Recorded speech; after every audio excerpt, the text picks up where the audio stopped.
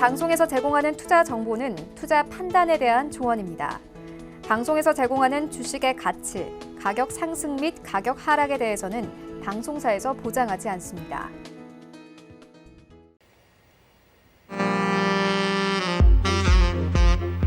안녕하세요. 베스트트레이딩맨 1부 진행의 도지은입니다. 오늘 시장은 어제 시장과 완전히 반대였습니다. 코스피와 코스닥 어제의 낙폭을 거의 다 회복을 해주면서요. 코스피 같은 경우는 현재 5.28% 상승하면서 2138포인트 선에 마무리가 됐습니다. 이렇게 하루가 다르게 시장의 온도가 변하고 있는 이 상황에서 오늘은 특히 장이 마감된 뒤에 아주 중요한 이슈까지 터져 나왔죠. 이 부분들에 대해서 시장 대응이 너무 어렵다 하시는 분들 배트맨 1부 꼭 집중하셔서 시청해 주셔야겠습니다. 오늘도 두 분의 위원님 모시고요. 이슈부터 종목, 이야기까지 나눠볼 테니까 채널 끝까지 고정 부탁드립니다. 또 본 방송에서 제공해 드릴 정보는 투자 판단에 대한 조언일 뿐 해당 주식의 가치나 수익률을 보장하고 있지는 않습니다. 또 서울경제TV는 자본시장통합법 준수하고 있죠. 1:1 투자 상담과 유사 수신행위, 노인과 영업행위 등 모든 불법사항을 엄중히 금지하고 있다는 말씀까지 전해드리면서 저희 배트맨 1부 힘차게 출발합니다.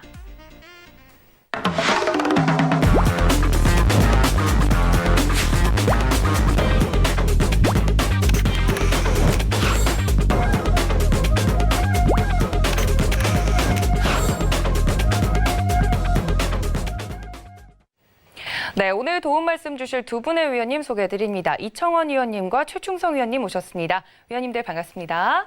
안녕하세요. 네, 위원님들 한 주가 지금 시작한 지 얼마 안 됐는데 굉장히 바쁘실 것 같아요. 어제는 시장이 냉탕이었다가 오늘은 또 어제 낙폭을 거의 다 만회하면서 시장이 좋았는데 오늘 시장 이야기를 좀 바로 넘어가 보도록 하겠습니다. 오늘 시장 이야기 같은 경우는 한 줄 정리를 해보면서 넘어가 보도록 할 텐데 요즘 시장 정말 제약 바이오주가 끌고 간다고 해도 과언이 아니긴 한데 뭐 그것과 상관없이 어제는 급락을 했다가 오늘은 또 급등을 했잖아요. 이 부분에 대해서 위원님들 의견은 어떤지 한번 나눠보도록 하겠습니다. 먼저 우리 최충성 위원님한테 먼저 여쭐게요. 위원님, 오늘 시장은 또 어제 낙폭을 거의 다 만회하면서 올라왔잖아요. 근데 또 외국인의 선물 포지션 같은 경우는 매도로 또 전환이 된 것 같고 어떻게 보셨어요, 오늘 시장? 일단 제일 중요한 거는 한마디로 말씀을 드리면 일단 분위기에 좀 휩쓸리지 말자라고 말씀을 드리고 싶습니다. 일단 지금 뭐 어제는 굉장히 낙폭이 과대되고 공포심을 줬다가 오늘은 또 어제 하락분을 다 마무리하고 이제 상승을 주는 그런 모습을 좀 보였었는데 일단 지금 시장에서는 좀 분위기에 휩쓸리지 마시고 그냥 할 거 하시면서 가치 투자의 관점에서 그리고 추후에 이제 상승할 종목들을 조금 보시는 그런 관점에서 좀 접근을 하셨으면 좋겠고 다만 이제 매집 종목들을 계속적으로 뭐 매집을 해가라라고 말씀드리는 것보다는 조금씩 지금 단기 스윙 관점에서 뭐 제약바이오 관련 섹터군들 지금 뭐 반등을 주고 있으니까 그런 종목들 조금씩 건드리면서 이제 다음을 좀 준비하시는 그런 관점에 접근을 하셨으면 좋겠습니다. 제가 계속적으로 좀 말씀을 드렸지만 뭐 중공업 그리고 조선 뭐 철강 그리고 금융 관련 업종들 하방에서 이제 반등이 나오고 있는 그런 업종들에 대해서 지금은 아마 시장 자체 흐름이 굉장히 좀 비이성적으로 움직이고 있기 때문에 굉장히 좀 조급해 하실 거예요. 다른 사람들은 돈을 버는데 나는 돈을 못 버는 느낌을 아마 많이 느끼실 텐데 외국인들이 그렇게 지금 수급을 계속적으로 조절을 하면서 움직이고 있습니다. 그 부분에 대해서는 너무 염려하지 마시고 지금 상황에서 사실 돈 버는 사람들은 많지 않습니다. 외국인이나 기관 투자들을 제외하고 대다수의 이제 투자자분들, 개인 투자자분들께서는 뭐 중공업 관련주들은 잘 한번 생각해 보시면 추세 하락 중에 이제 반등이 어느 정도 나온 거기 때문에 그냥 기존의 손실을 조금 만회했다 정도이지 그분들이 직접적으로 돈을 번 건 아니기 때문에 지금은 그런 상황에서 그런 뭐 대형주나 이런 것들을 조금 유동적으로 대응을 잘 하는 사람만 사실상 돈을 좀 벌어갈 수 있는 장이거든요. 지금 상황에서는 너무 조급하게 시장의 흐름에 좀 끌려가시지 마시고 내 할 일을 하면서 다음을 좀 준비하는 굉장히 좀 심리적으로 압박을 많이 가지실 건데 일단 분위기에 좀 휩쓸리지 말자라고 말씀을 간단하게 정리해서 말씀을 드리도록 하겠습니다. 네, 한 줄 정리 오늘 최충성 위원님의 시장 한마디는 분위기에 휩쓸리지 말자라고 말씀을 드렸습니다. 아무래도 이렇게 지수가 좋으면 나만 돈을 못 버는 건가 하고 정말 조급한 마음이 들 수 있을 것 같아요. 근데 위원님께서는 오히려 이런 분위기에 흔들려서 이제 가지고 있는 종목들에 대해서 뇌동매매를 하기보다는 좀 가치 투자의 관점에서 보자 말씀을 드렸으니까 참고 부탁드립니다. 저희 최충성 위원님과 함께 할 수 있는 방법 알려드릴게요. 노란톡 있으시죠? 들어오셔서요. 샘플러스 최충성 검색하시고 오픈 채팅 탭 눌러서 들어오시면 함께 하실 수 있으니까 지금 바로 입장 부탁드립니다.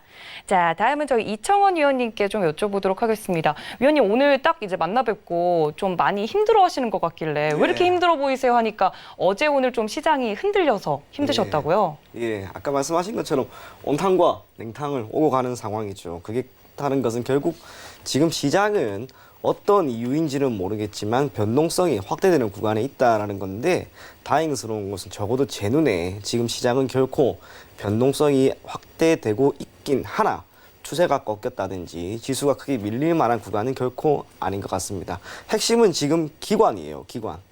기관이 지난주였죠. 선물옵션 동시 만기가 끝이 난 이후로 강하게 매도 포지션을 취하고 있습니다. 오늘 같은 경우에는 기관이 4,800억 원 정도 현물 쪽에서 들어왔고 선물 쪽에서도 6천억 넘게 들어왔어요. 그러니까 네. 지수가 올라가게 된 거죠. 그렇죠. 반면 외국인 같은 경우에도 현물 쪽에서 들어왔습니다. 그리고 장 초반 정확하게는 오후 2시까지 선물 쪽에서 들어왔어요. 종가 기준으로 보았을 때는 약 7천억이나 매도했는데 이건 다른 게 아니에요. 여러분들도 거의 다 느끼셨을 거예요. 북한의 그 사무소 파괴, 그게 이슈가 오후 있었죠. 들어서 이야기가 나오면서 그때부터 외국인들이 다 던졌는데 외국인들은 일반적으로 한국에만 존재하고 있는 이러한 지정학적 리스크를 최대한 회피하려고 해요. 그래서 외국인들이 선물 쪽에서 던졌다라고만 생각하시면 좋을 것 같고 그것보다는 확실하게 기관이 최근 며칠 동안 지수를 완전히 흔들 만한 수급을 보이고 있다는 거. 그러면 그 이유가 뭔가? 사실 저도 정확하게 왜 이러는지는 모르겠습니다만 제가 딱 하나 생각하는 거는 지금 자산의 리밸런싱이에요.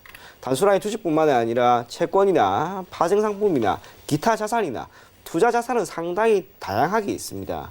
그러한 상황에서 기존 주식 쪽에서는 어느 정도 자금을 정리하고 그렇게 확보된 자금은 다른 곳에 투자를 하자라고 하는 차원에서 어느 정도 리밸런싱이 나오는 게 아닌가라는 게 저의 생각이고요.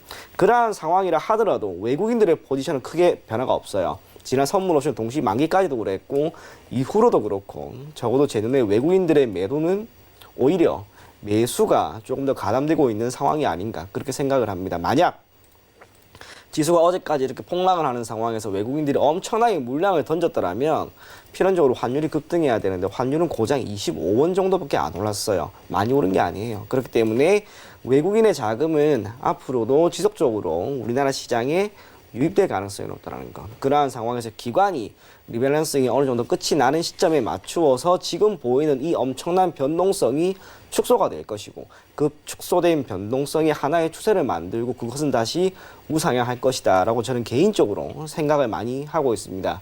뿐만 아니라 파월 의장의 말 한마디가 시장을 완전히 잠식을 시켜버렸죠. 그래서 앞으로는 파월 의장도 말을 할 때 조금 가려서 많이 할 것 같아요. 어제도 경기 부양책에 대한 이야기를 할 때 최대한 긍정적으로 이야기를 많이 했고 앞으로도 FOMC 회의라든지 기타 여러 가지 상황에서는 시장에 충격을 줄 수 없도록 또는 제한적인 충격이나 오히려 우호적인 발언을 내므로써 시장에 큰 충격이 없도록 하지 않을까 그렇게 생각을 합니다. 변동성이 확대되는 구간은 맞습니다만 이 변동성이 확대되는 현상은 오래 가지 않아요. 기껏해야 이번 주 정도가 될 것 같아요. 그래서 다음 주까지는 변동성이 조금 확대가 구간인 만큼 여러분들이 포트폴리오를 조금은 그대로 관망을 하시면서 신규 종목을 편입한다면 가급적 그것은 다음 주까지 미루면서 그렇게 운영을 하면 그래도 좋은 결과 충분히 만들 수 있지 않을까 그렇게 생각을 합니다. 네, 이청원 의원님의 한 줄 정리 변동성 확대 구간이다라고 말씀을 드렸습니다. 아무래도 위원님께서 말씀해 주셨던 것처럼 미 연준의 이제 발언과 도널드 트럼프 행정부가 일단 추가 부양책을 발표하면서 이런 부분들이 모두 오늘 시장에 좀 긍정적으로 작용이 한 부분들이 있었고요. 수급도 살펴봐 주셨고 여러분들의 포트폴리오 전략까지 말씀을 좀 드렸으니까 참고 부탁드립니다. 이청원 의원님과 함께하고 싶다 하시는 분들 노란톡 샘플러스 이청원 검색하시고 들어오시면 이런 이야기들 모두 함께 나눠 나눠보실 수 있으니까 입장 부탁드릴게요. 자, 이렇게 두 분의 시장 이야기까지 들어봤습니다. 사실 오늘 준비해둔 이슈들에서 뭐 제약바이오주도 제가 여쭤보고 싶은 게 좀 많았고 여러 가지 좀 질문들이 있었는데 장이 끝난 다음에 아주 중요한 이슈가 터져 나왔습니다. 이 부분에 대해서 오늘은 좀 스페셜하게 특별하게 다뤄보도록 할 텐데요. 오늘 장 이끌었던 이슈로 넘어가 보도록 하겠습니다. 오늘 장을 이끌었던 특별한 이슈 함께 만나 보시죠.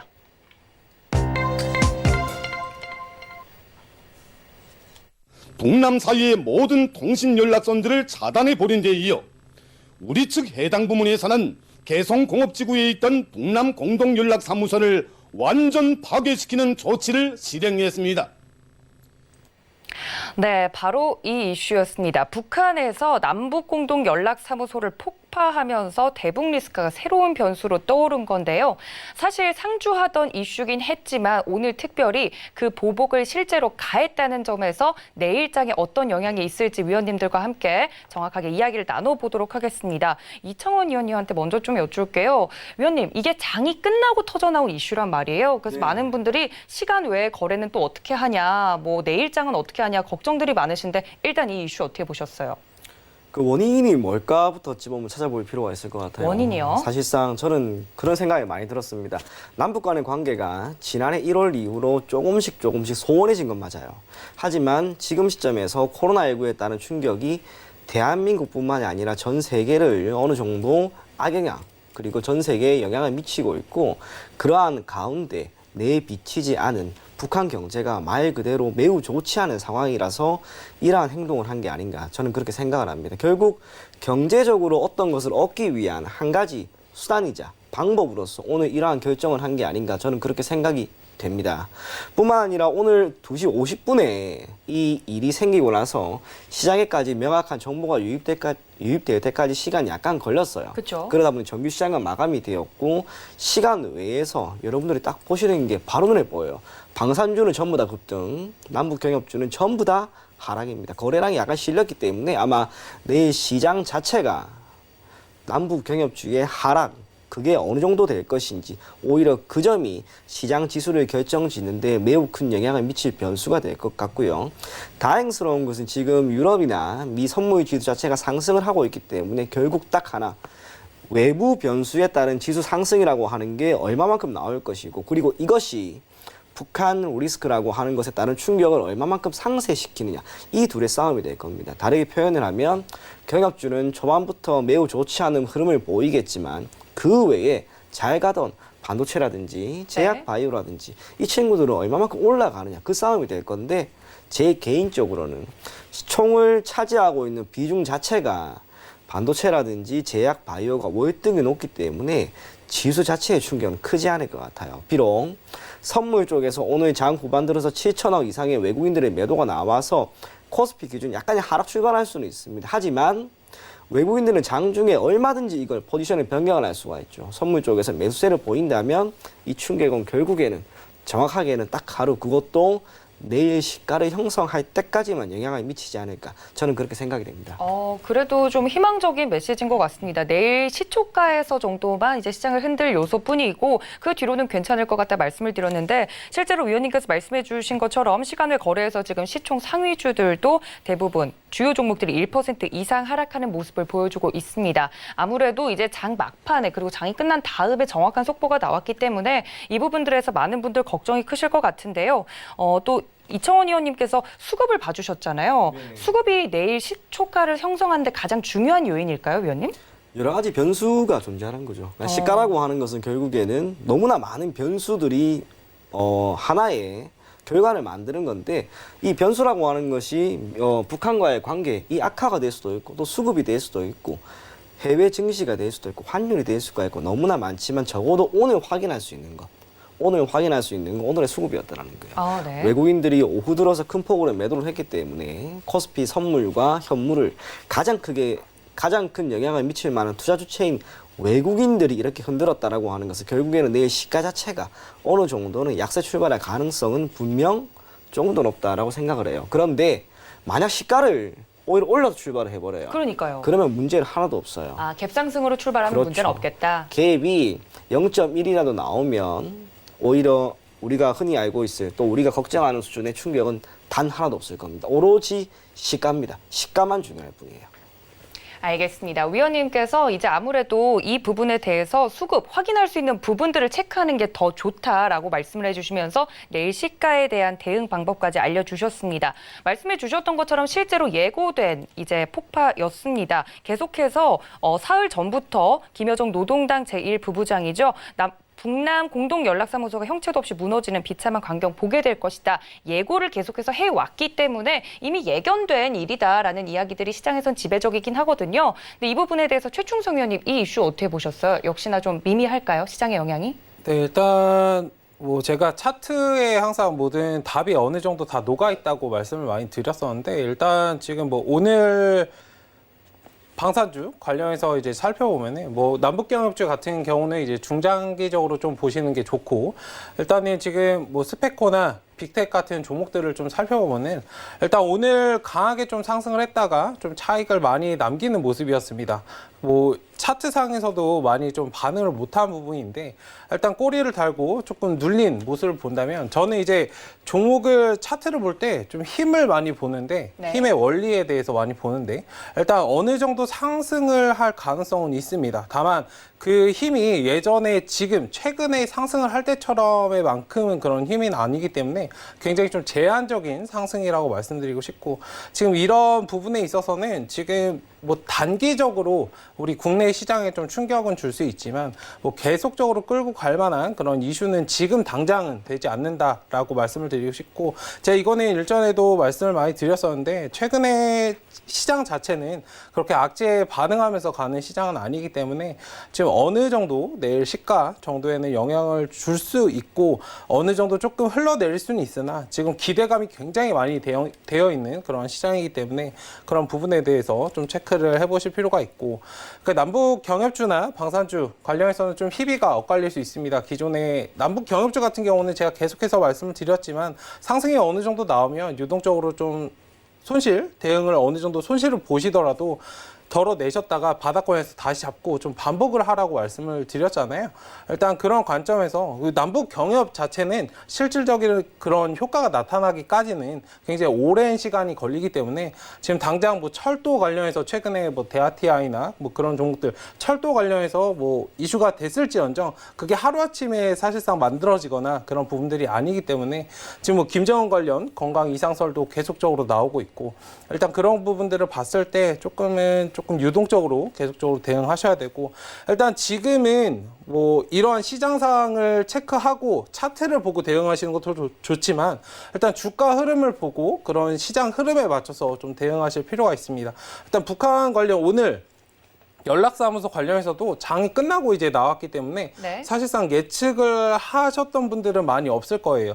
일단 그렇기 때문에 주가의 흐름을 좀 보시고 물론 바닥에서 잡는 것도 좋지만 어느 정도 이제 상승을 줬을 때 무릎에서 사서 어깨에 팔라는 말이 있잖아요. 너무 바닥권에서 매매 공략을 하시기보다는 흐름을 보고 안정적인 자리에서 매수 대응을 하시면서 좀 끌고 가시는 그런 방향으로 좀 대응을 하셨으면 좋겠다라고 말씀드리겠습니다.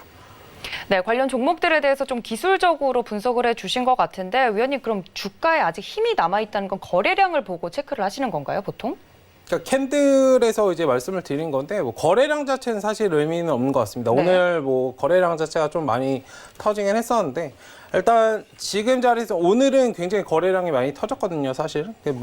매도세가 좀 강했고 다만 이제 내일 시가 정도는 오늘 종가 정도 자리에서 시작하지 않을까. 그러니까 빅텍의 좀 시가를 확인하시는 게 굉장히 좀 필요할 것 같습니다. 대장주로 좀 움직인 모습이었고 아무리 못해도 이제 중간 정도나 오늘 종가 정도 사이에서 시작이 되면은 일단 뭐 남북 경협주는 조금 떨어질 것이고 일단 방산주 관련해서는 지금 이 자리에서 시작이 되면 뭐 시간에도 굉장히 많이 좀 상한가로 좀 말아 올리는 모습을 보였는데 일단 7,000원짜리 이상에서 아마 시작을 내일 해준다면은 조금 더 상승에 대한 여력은 있습니다. 다만 이제 이 꼬리를 단 오늘 자리를 넘겨줄 수 있을까가 굉장히 좀 변수가 될 것이고 뭐 그게 아니더라도 남북경협주 관련해서는 지금 차트가 좀 하방으로 흐르고 있습니다. 지금 뭐 매물대에 계속적으로 부딪히면서 이제 하락을 하고 있기 때문에 네. 그런 관점에서는 굉장히 좀 상승의 제한이 있고 사실상 차트가 흐를 수밖에 없는 자리이다라고 말씀을 드리도록 하겠습니다. 네, 이슈에 관련된 종목들에 대해서 좀 기술적으로 차트를 보면서 자세하게 말씀을 드렸습니다. 남북 경협주가 됐든 방산주가 됐든 가지고 계신 분들은 지금 이 이슈에 굉장히 촉각을 곤두세우고 있으실 텐데 아무래도 이미 예견된 일이기도 했고 또 어제 시장이 이제 폭락이 나오면서 그 하락세에 조금 이 이슈는 녹아들어 있다, 이미 녹아들었다라고 이야기하는 부분들도 있습니다. 그러면서 위원님들이 긍정적인 부분까지 이제 말씀을 드렸으니까 이 이슈 참고해 보시면 좋을 것 같고요. 오늘은 이 이슈를 특집으로 다루고 있기 때문에 오늘의 업종과 종목도 여기에 좀 포커스를 맞추어서 저희가 다뤄보도록 하겠습니다. 한 분 한 분 좀 남북 경협주와 방산주에 대해서 자세하게 설명을 해주시면 좋을 것 같은데 이청원 의원님한테 먼저 좀 여쭐게요. 일단 가장 큰 걱정이신 분들은 남북 경협주를 갖고 계신 분들일 거잖아요. 네, 아무래도 좀 그래도 6.15 남북 공동선언도 얼마 전에 20주년, 어제 20주년 지났었고 또 이 정부가 북한에 대해서 굉장히 화해의 스탠스를 가지고 있는 정부이기 때문에 좀 기대하는 부분들이 있었을 텐데 오늘 이런 이슈가 터졌어요. 남북 경협주에 대해서 좀 자세하게 설명 부탁드릴게요. 그렇게 이야기를 해드리고 싶어요. 그럼에도 불구하고 여지는 남아있다라는 거. 여진 남아있나요? 네, 그렇죠. 지금 북한이든 그리고 대한민국이든 뭐 대한민국 같은 경우에는 정권이 바뀜에 따라서 그 결과라든지 관계 개선이 달라지겠지만 저는 현 정부가 비록 오늘 이런 일이 있었다고 한들 그리고 설령 현 정부를 지지하지 않는 사람들은 막 욕을 했다 하더라도 현 정부라든지 여당은 앞으로도 계속 북한과의 관계 개선을 위한 노력을 엄청나게 많이 할 거예요. 그렇죠. 이유는 다른 게 아니에요. 그만한 가치가 있어요. 단순하게 북한과의 관계 개선을 하는 것이 한반도의 평화라고 하는 한 가지 측면도 있지만 그것보다는 더 큰 것, 중국이라고 하는 국가의 관계 개선은 물론이고 북한이죠. 북한이라고 하는 또 하나의 내수 시장을 확보하는 것이라고 하는 것 자체가 엄청나게 큰 호재거리로 작용할 수가 있습니다. 그렇기 때문에 예전 2018년 5월경이었죠. 남북 경협주들이 몇 배나 올라갔던 그 시점, 남북 정상회담을 앞두고 나타난 그 주가 흐름에 대한 부분은 그 미래의 실적이라고 하는 부분에 대한 기대감이 당시에 모두 반영된 거라고 할 수가 있습니다. 그렇기 때문에 경협주가 비록 내일 큰 충격은 있다 하더라도 저는 앞으로 회복될 여지는 분명히 남아있을 것 같아요. 뿐만 아니라 이제 북한이라고 하는 국가에 대해서 우리가 조금 더 살펴보게 되면 북한은 지금 정말 대한민국이 필요한 거죠. 지금 북한 같은 경우에는 말 그대로 첩첩산중입니다.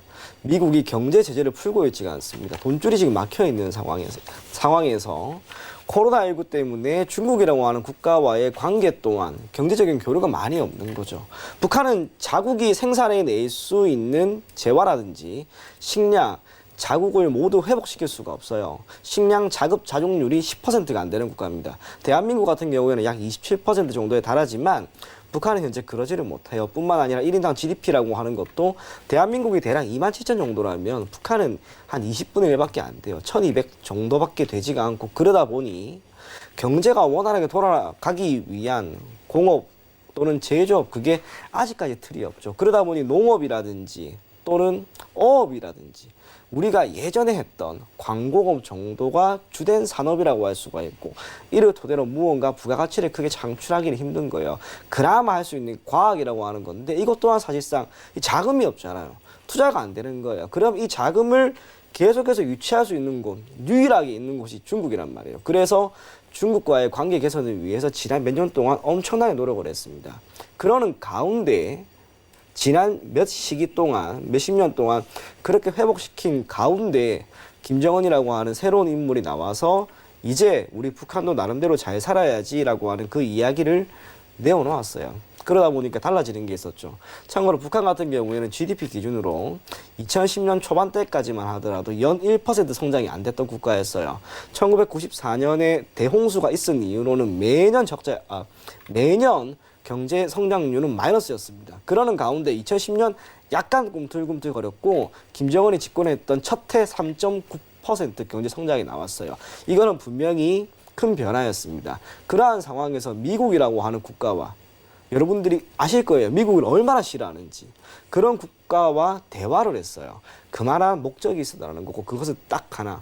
경제예요. 자금을 어떻게든 유치하겠다. 네. 그 기대감으로 언제까지 그래도 나름대로 좋은 결과를 만들 수 있을 거라고 생각을 했는데 지금 1년 이상 관계가 틀어지다 보니까 오늘처럼 이러한 행동을 보인 게 아닌가 그렇게 생각이 됩니다. 그러다 보니 경협주는 장기적으로는 지금 조금 아프겠지만 여지는 남아있어요. 다만 그게 언제가 될지는 모르겠습니다. 그러니까요. 시장 같은 경우에는 사실 그런 거죠. 우리가 만약 내일 뭐 이것 때문에 시장이 2% 빠진다고 가정을 할게요. 네. 그런데 이 2%를 회복하는 거는 하루면 돼요. 하지만 남북 간의 관계 개선이라고 하는 것은 1년이 될 수도 있고 5년이 될 수도 있고 그거를 몰라요. 그렇기 때문에 경협주는 단기적으로는 모멘텀을 완전히 잃어버린 거라고 할 수가 있습니다. 하지만 여지가 남아있기 때문에 그 여지가 결국에는 주가의 장기적인 관점에서 어느 정도의 회복은 이끌 수 있을 것이다 라고 생각이 되는 만큼 네. 여러분들이 경협주를 현재 보유하고 있다면 우선 내일 충격은 고스란히 받으세요. 어떻게 할 수가 없어요, 그건. 그죠. 하지만 이후로는 한번 장기적인 관점으로 가지고 가보자. 그게 5년이 될지 10년이 될지는 모르겠습니다. 비중이 얼마 안 된다면 상관은 없지만 비중이 크다면 우리가 어느 정도는 가지고 가면서 대응하는 게 좋지 않을까 그렇게 생각이 됩니다.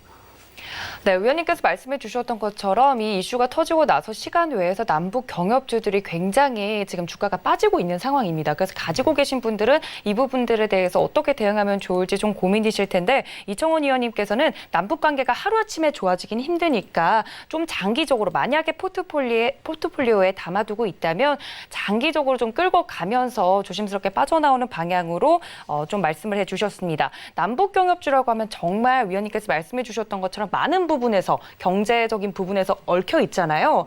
위원님께서 좀 대표적인 남북 경협주들을 하나하나 좀 봐주시면 좋을 것 같아요. 네, 알겠습니다. 우리가 흔히 남북 경협주로 하면 섹터가 정말 많이 있어요. 그러니까요. 그게 몇 개로 분류가 될지는 모르는 상황이고 그 안에 속해진 종목 또한 너무나 많아서 쉽게 나누기는 힘들어요. 접근하기 힘들죠. 그렇죠. 하지만 그 섹터에 있는 종목들 대표적인 것들 제가 하나씩 우선은 짚어드릴 거예요. 첫 번째 제가 가장 중요하게 생각하는 비료입니다. 비료. 비료 같은 경우에는 사실 그렇죠. 우리가 농산물을 생산함에 있어서 말 그대로 영양분이 되는 것들이에요. 그런데 지금 북한이 가장 힘들어하는 것은 말 그대로 식량난인데 그러니까요. 이걸 회복하고 이걸 개선시키기 위해 필요한 비료. 그중에서도 바로 지금 차트로 보이는 남해화학입니다. 남해화학 같은 경우에도 남북경협주였죠. 그리고 지금 기술적으로 보았을 때 뭔가 모르게 오늘 시장이 괜찮아져서 꽤나 다시 한번 반등이 나오지 않을까라고 하는 구간에 있었는데 그러다 보니 내일 아쉽게 오늘 이슈 때문에 내일 결국에는 개파락이 크게 나와버릴 거예요. 이 종목 내일 기본적으로 지난 4월 초에 보였던 가격대였죠. 6,400원 정도까지는 빠질 거라고 봐요. 그런데 이 정도까지 빠지면 손절을 하는 게 아니라 오늘과 같은 이 악재가 앞으로 쉽게 다시 나오진 않을 거예요. 나만이 대한민국이 어떻게든 해결하려고 할 겁니다. 그게 네. 뜻하는 것은 경협주 중에서도 우선 비료에 속하는 남해화학은 조금 전에 이야기했던 6,450원 정도까지 빠지더라도 여러분들이 가지고 가는 게 옳다라고 생각을 하고요. 400원까지는 버텨야 되는군요. 그렇죠. 힘들어도 조금 버티셨으면 좋겠고요. 두 번째로 중요한 동양철관. 이 종목은 가스관이에요. 네. 제가 가스관이 중요한 이유가 사실 그렇죠. 전 세계에서 천연가스를 가장 많이 생산하는 국가는 러시아예요. 그러니까요. 근데 이 러시아 같은 경우 인접 국가들에게 가스관을 통해서 가스를 넘겨줘요.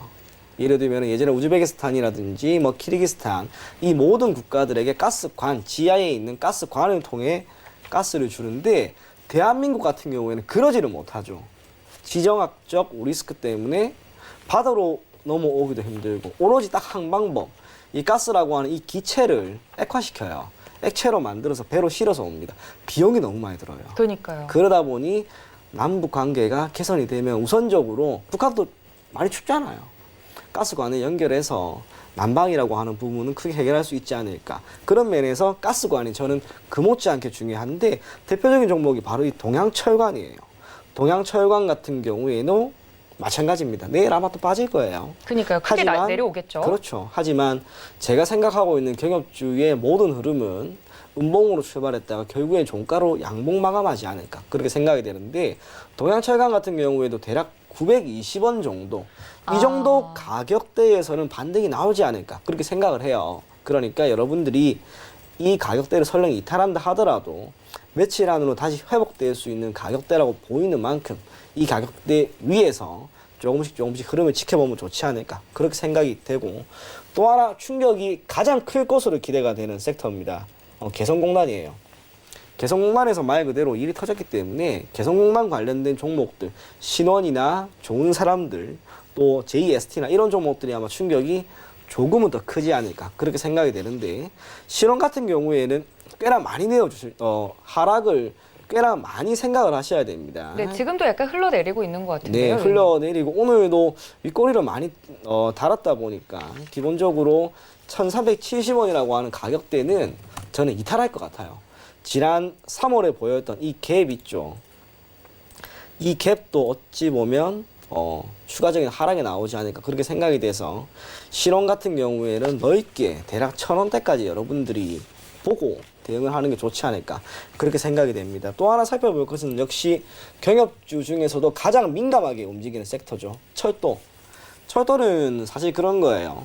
우리가 남북 경협 사업이 원활하게 진행되기 위해서 수없이 많은 물자를 넘겨줘야 되는데, 아직까지 북한 같은 경우에는 포장도로라고 하죠. 네. 포장도로보다는 여전히 비포장도로가 많고, 너무나 많은 자원을 한 번에 넘겨주기 위해서는 배보다는 역시 육상, 그중에서도 철도를 이용한 물류 운송이 기본이 되어야 됩니다. 그러다 보니 우리가 경협 사업 중에서도 가장 먼저 한 게 바로 이 철도 산업이었고, 북한 같은 경우에도 현재 남한과는 다르게 이 철도라고 할 만한 게 크게 6가지밖에 없어요. 그 중에서도 가장 중요한 선이 평이선이라고 해요. 평양과 신의주. 그 외에는 사실상 철도가 거의 없습니다. 그래서 이 철도가 가장 먼저 시작이 되고, 그와 함께 사회 간접자본, 건설이나 토목이 된 다음 전기, 마지막 단계에서 그 외에 뭐 소매 제품이라든지 그런 것들이 다 옮겨지겠죠. 그런 면에서 대하TI가 아마 충격이 내일 적지 않을 겁니다. 오늘 장 후반에 그나마 많이 올라줬기 때문에 네. 다른 종목들에 비해서 충격은 크지 않겠지만 그래도 충격은 있을 거라는 거. 대략 4,000원 정도까지는 길게 보고 여러분들이 대응을 하면 좋지 않을까 그렇게 생각이 되고요. 또 하나 더 살펴볼 것은 금강산이죠. 금강산 관련주요. 네. 지금 에머슨 퍼시픽이라고 하는 종목도 있는데, 지금 어쨌든 다른 종목으로 바뀐 것 같고요. 금강산 관련된 일지전기 같은 경우에도 마찬가지예요. 지금 흐름이 그리 좋은 게 아니란 말이에요. 그래서 이 종목도 대략 2,200원 정도까지는 여러분들이 생각을 하고 대응하면 좋지 않을까 그렇게 생각이 됩니다. 종합적으로 설명을 해드리자면, 저는 개인적으로 경협주들의 내일 시가 자체는 분명히 좋지 않을 거라고 봅니다. 하지만 이 음봉이 양봉으로 바뀌는데 오래 걸리지 않을 거예요.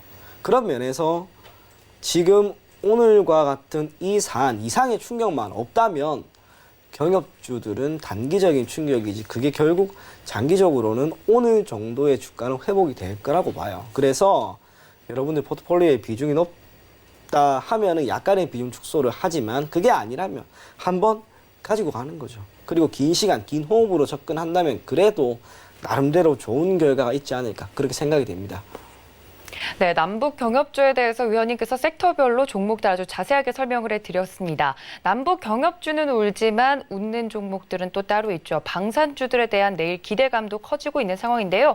최충성 위원님, 분명히 이 이슈를 저희만 알고 있는 건 아닐 거란 말이에요. 그러니까 방산주 시가에서 혹은 시간외 거래에서 지금 거래를 이제 체결에 걸어두신 분들은, 공략을 좀 하시는 분들은 하실 것 같은데 방산주 설명 좀 부탁드릴게요. 네, 방산주 관련해서는 일단 시가에 어느 정도 들어 올려주면, 오늘 고가가 7,600원인데 시간에 이제 단일가 매매 이제 빅텍에 대해서 말씀을 드리면, 네, 대장주죠. 네, 대장주죠. 네, 일단 빅텍에 대해서 말씀을 드리면, 시간에 단일가 마무리된 게 이제 상한가로 마무리가 됐는데 7,610원에서 마무리가 됐습니다. 오늘 고가는 어느 정도 넘어준 부분인데, 일단 뭐 시간에가 다음날 뭐 시가로 되는 경우도 있지만 뭐 그렇지 않은 경우도 많기 때문에 이게 뭐 정확히 이렇게 간다라고 예상은 할 수 없습니다. 일단 내일 시가 정도가 오늘 종가 이상에서 시작이 되면 추가적인 상승은 어느 정도 나올 수 있습니다. 다만 이제 계속적으로 신고가를 달성을 하면서 이제 상승을 해왔기 때문에 그 역사적인 지금 계속 신고가예요. 지금 자리 자체가 더 올라간다면 상방에 대해서는 신고가를 달성을 하면 계속적으로 좀 신고가를 달성하려고 하는 그런 심리는 있지만, 방산주 자체라는 방산주의 그런 흐름에서 좀 이해를 하셔서 내일 어느 정도 들어 올려주면 한 절반 이상은 더 던지시고 수익 실현하시고 나머지는 가져가시는 그런 전략이 필요할 것 같고 네. 일단 매매를 만약에 원하신다면 급하게 올라가는 자리에서 따라잡지 마시고 다음에 이제 눌린 구간에서 좀 진입을 하셨으면 좋겠습니다.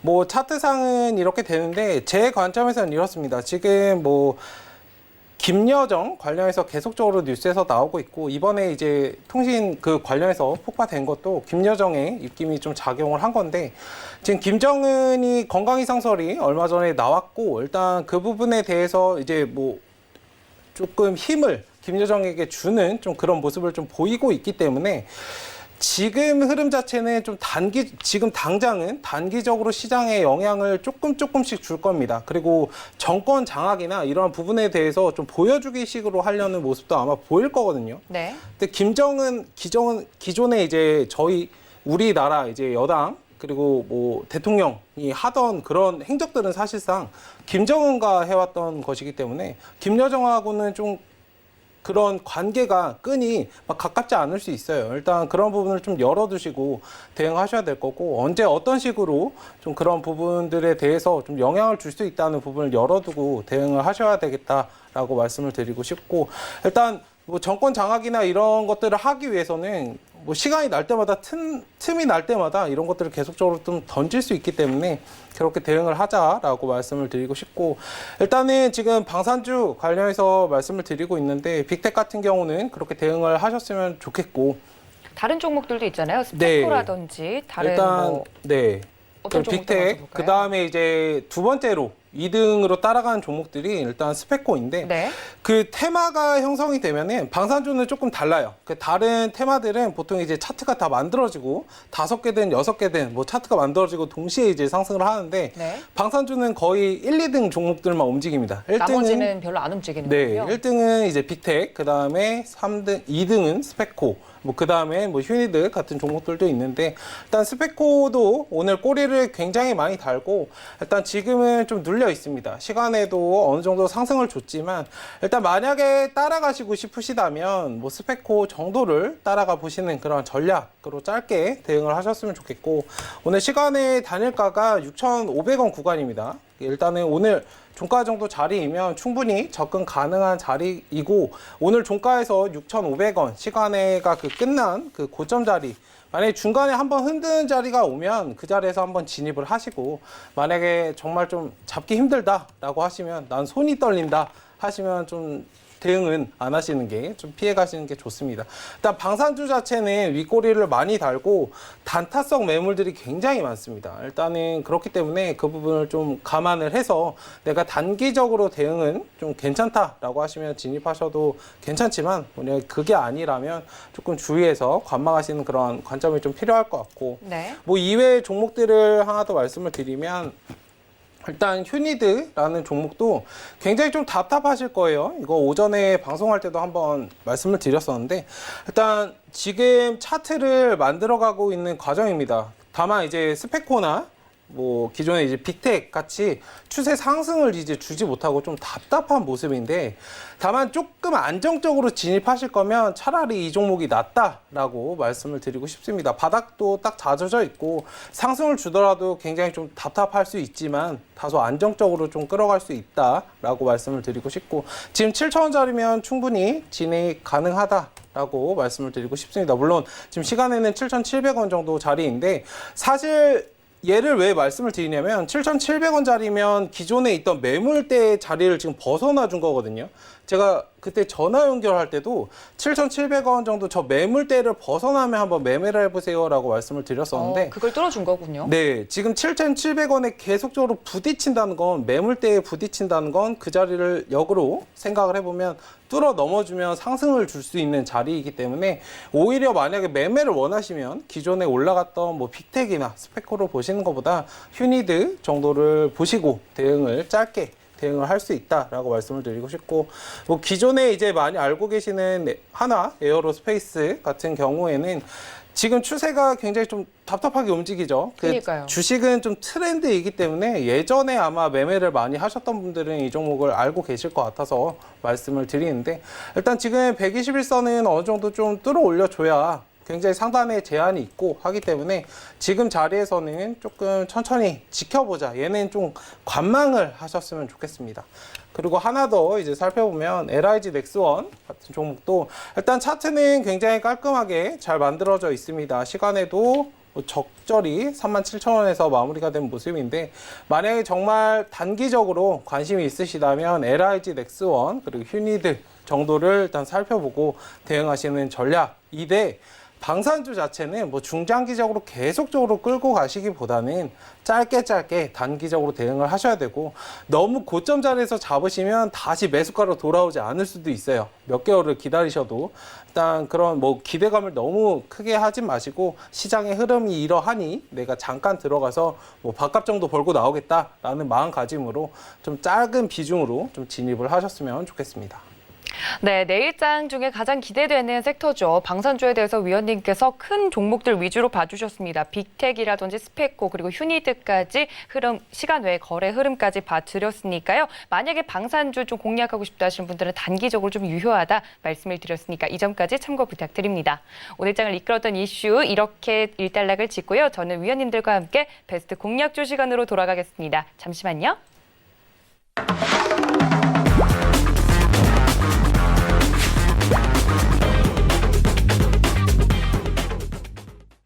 네, 이렇게 장이 끝난 뒤에도 이슈가 터져나오기 때문에 우리 위원님들 정말 바쁘실 것 같습니다. 근데 바쁘시더라도 가시기 전에 베스트 공략주는 꼭 이야기를 해주셔야 돼요. 한 분 한 분께 좀 여쭤보도록 하겠습니다. 이청훈 위원님, 이렇게 시간 이제 장의 흐름이 월요일은 안 좋았다가 오늘은 또 좋았다가 왔다 갔다 하고 있잖아요. 네. 내일장은 어떨지 예견하기는 힘들지만 내일장에 공략 가능한 베스트 공략주 어떤 거 준비해 주셨나요? 그만큼 불안한 거니까. 불안하죠. 예, 그래서 저는 오늘 삼성전자입니다. 삼성전자요? 예, 사실 그런 거예요.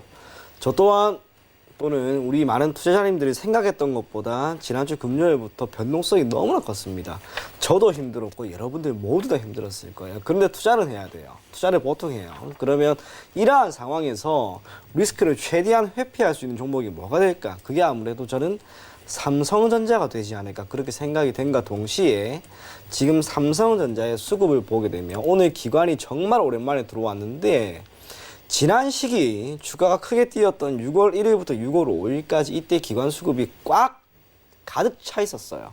그런데 이후로 시장이 밀리고 기관 수급이 이탈을 하면서 주가가 밀렸는데 오늘 다시 들어왔다라고 하는 것은 결국 시장도 어느 정도는 다시 한번 점진적인 상승 흐름이 나오면서 삼성전자도 주가 상승이 다시 한번 나올 만한 구간이라는 거예요. 뿐만 아니라 기술적으로 241선을 제가 지난번에 돌파할 때 매수 그리고 지금도 지지해 주면서 다시 올라가려고 해요. 여기에서 하락한다 하더라도 그 폭은 크지 않을 겁니다. 만약 삼성전자가 지금부터 밀린다. 그 말은 시장이 엄청나게 밀린다라는 건데 제 눈에 그럴 것 같지가 않아요.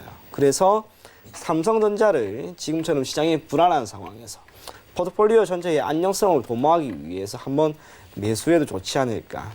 대략 매수 가격은 52,000원 정도 매수하시면 될 것 같고요.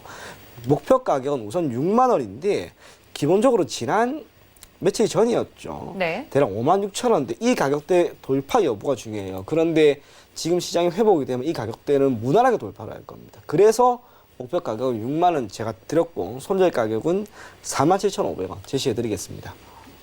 네, 이청원 의원님의 베스트 공략주는 삼성전자였습니다. 56,000원의 돌파 여부가 중요하다고 하는데 이청원 의원님께서는 만약에 시장이 받쳐준다면 이 가격대까지는 무난하게 갈 수 있을 것이다 말씀을 드렸고요. 매수가는 52,000원 정도, 목표가는 6만 원, 손절가는 위원님 어떻게 할까요? 47,500원입니다. 47,500원이요? 네. 특별히 이유가 있을까요? 특별한 이유는 없습니다. 47,500원으로 네, 네. 손절가까지 말씀을 드렸습니다. 아무래도 삼성전자가 가면 시장이 가고 시장이 가면 삼성전자가 갈 수밖에 없죠. 그렇죠. 이 부분에 대해서 시장이 워낙에 지금 불안하기 때문에 유동성 장세로 움직이고 있기 때문에 불안하신 분들 삼성전자 눈여겨보시면 좋을 것 같다 말씀을 드렸습니다.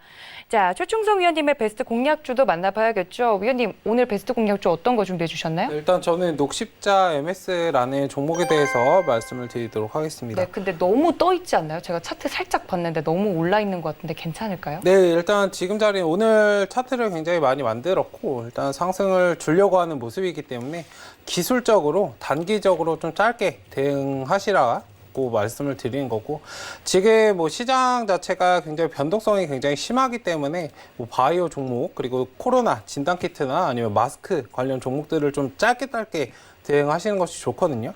일단 그래서 가지고 나왔고, 일단 진단 시약이나 뭐 혈액, 투석액, 그리고 방뇨 사업을 좀 영위하는 업체입니다.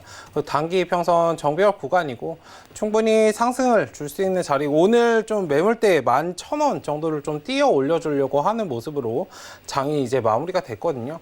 일단 지금 아까 시간외가 오늘 좀 영향을 많이 받아서 저는 사실 시간외를 잘 체크하진 않는데, 일단 11,800원 자리에서 오히려 이제 1,700원 정도에서 끝났다가 11,800원으로 좀 형성이 마무리가 되는 모습이었는데, 일단 너무 떠서 시작을 하면 매수를 하실 수 없더라도 일단 매수가 11,000원 정도 일단 보시고 12,000원 정도 목표가 짧게 잡아서 12,000원 정도 말씀을 드리는데, 일단 최종 목표가는 한 15,000원 정도 보시고 좀 스윙 관점에서 말씀을 드리도록 하겠습니다. 그리고 손절가는 9,600원 제시드리도록 할 테니까 지금 상황에서는 시장 상황을 좀 이해를 하시고 네. 조금 짧게 대응을 하셨으면 좋겠습니다.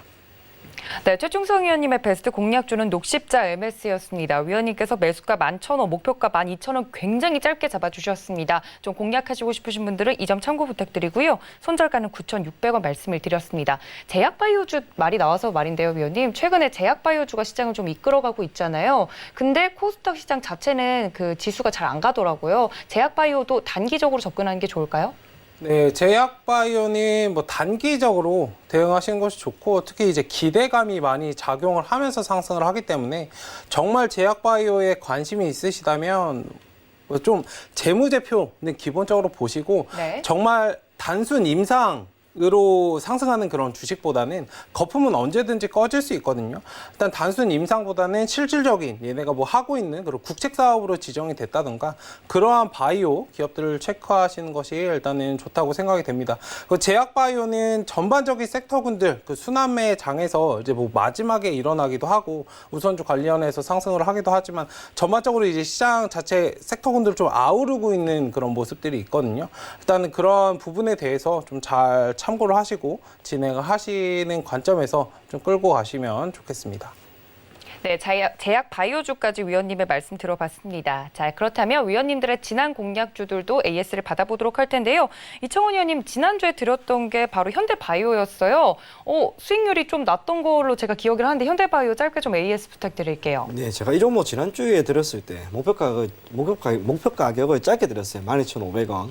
그런데 그 다음 날 그리고 다다음 날 이틀 동안 잘 갔습니다. 그래서 여러분들이 짧게 먹는 수익 실현하는 건 문제 없을 것 같고요. 다만 지금 좀 설명해 드릴 게 있는데, 어제 시장이 급락에 나오면서 지금 현대바이오 같은 경우 어제 11%나 빠졌어요. 그런데 그러니까요. 오늘 이 코로나19 관련된 이슈가 나오면서 치료제 개발과 관련된 이슈가 나오면서 장중에 상한가를 2번이나 터치를 했어요. 물론 오후에 밀리긴 밀렸지만 코로나19 관련된 치료제 이슈가 오늘 처음 나온 종목입니다. 거래량도 엄청나게 터졌어요. 어찌 보면 지금부터 출발하는 단계일지도 모릅니다. 그래서 여러분들 이 종목은 조금 더 지금 보유하고 있다면 가지고 가시고요. 단순하게 14,000원대에서 16,000원 사이 어딘가에서 여러분들이 매도를 하면 좋지 않을까, 그렇게 생각이 됩니다. 네, 현대바이오까지 위원님의 AS 들어봤습니다. 그럼 최충성 위원님의 지난 베스트 공략주도 한번 만나봐야겠죠. 위원님, 크리스탈인데요. 크리스탈 지금 차트를 보니까 주시고 난 다음에 굉장히 좀 폭이 좀 움직였던 것 같아요. 크리스탈 리뷰해 주시죠, 위원님. 일단 지난주 말씀드리고 상승을 조금씩 주다가 또 눌렸다가 상승을 네. 주고 일단은 가는 모습인데, 지금 자체는 뭐 수급이 뭐 정확히 좀 받아들여지지 않고 좀 쉬었다 가겠다라는 모습이기 때문에 지금 자리에서는 오히려 천천히 좀 분할 매수하면서 모아가는 전략으로 대응을 하셨으면 좋겠습니다. 일단 목표 가격 2만 원은 유효하고, 일단 임상시험 관련해서 어느 정도 결과가 좀 나온다면, 도출이 된다면 뭐 더 많이 상승을 할 수도 있기 때문에 일단 천천히 좀 끌고 가시고, 손절가는 짧게 13,000원 구간, 하단 이제 61선 구간이거든요. 네. 일단 저 자리 잡아드렸기 때문에 천천히 한번, 오히려 저 박스 구간에서 천천히 한번 모아 가시면 충분히 상승을 해 갈 수 있다라고 말씀을 드리도록 하겠습니다. 네, 최충성 의원님의 지난 공약주 크리스탈 목표가 2만 원 유효하다 말씀을 드렸으니까 이 점까지 모두 참고 부탁드립니다. 1시간 동안 알찬 이야기 전해주신 두 분의 위원님 보내드리면서 인사 말씀 나누겠습니다. 위원님들 고맙습니다. 네, 또 본 방송에서 제공해 드린 정보는 투자 판단에 대한 조언일 뿐 해당 주식의 가치나 수익률을 보장하고 있지는 않습니다. 또 서울경제TV는 자본시장 통합법 준수하고 있는데요. 1:1 투자 상담과 유사 수신행위, 무인가 영업행위 등 모든 불법 사항을 엄중히 금지하고 있다는 말씀까지 전해드리면서 저희 배트맨 1부에서 준비한 소식은 여기까지입니다. 지금까지 시청해주신 여러분 고맙습니다.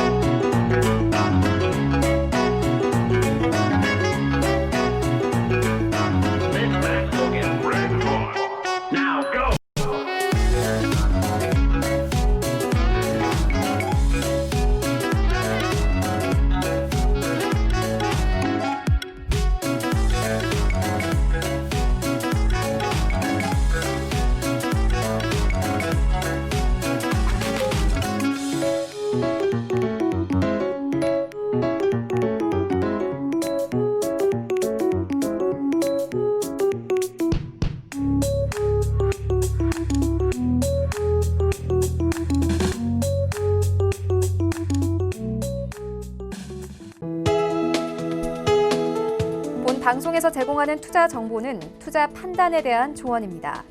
방송에서 제공하는 주식의 가치, 가격 상승 및 가격 하락에 대해서는 방송사에서 보장하지 않습니다.